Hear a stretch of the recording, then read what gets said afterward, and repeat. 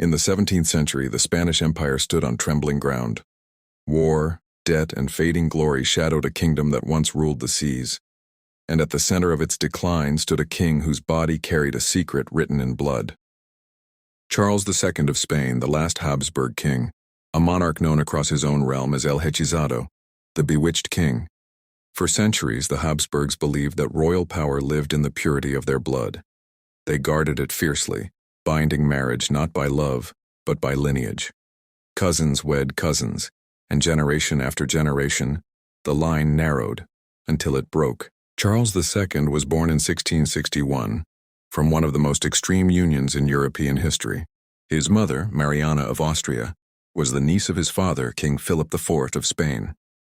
Genetically, Charles was the product of bloodlines that had folded in on themselves, and his body paid the price. From infancy, it was clear that the Habsburg legacy had not preserved greatness but destroyed it. Charles carried the infamous Habsburg jaw, so enlarged and distorted that he struggled to chew, to swallow, even to close his mouth. He did not walk until the age of 4. His speech was slurred, his learning slow, and many believed his mind never fully matured. He suffered seizures, chronic infections, and above all, the condition that terrified the monarchy. Charles II was infertile. Doctors failed to understand his illness. But in a world ruled by faith and fear, the people found another explanation. They believed their king was cursed, that witchcraft had broken the Spanish crown. Thus they named him the Bewitched King. Priests performed exorcisms inside the royal chambers. Relics and holy water stood beside herbs and ointments.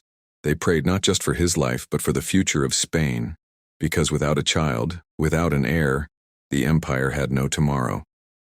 Charles became king at only 4 years old, while his mother ruled as regent in a court poisoned by intrigue.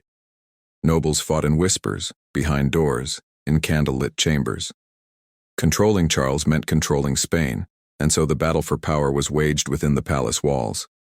He married twice, first to Marie-Louise of Orléans, whose letters speak of unending sorrow. After her death, he married Maria Anna of Neuburg. Neither marriage yielded a child. Each passing year deepened the dread that had settled over the empire. And then, in 1700, at only 38 years old, Charles II died.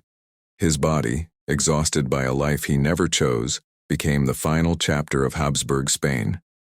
His death ignited a conflict that engulfed Europe. The War of the Spanish Succession, and ended Habsburg rule forever. The blood they protected did not save them. It consumed them. He did not fall on the battlefield. He was not defeated by kings or armies. He was undone by the very blood meant to preserve his throne, and with his final breath, a dynasty collapsed,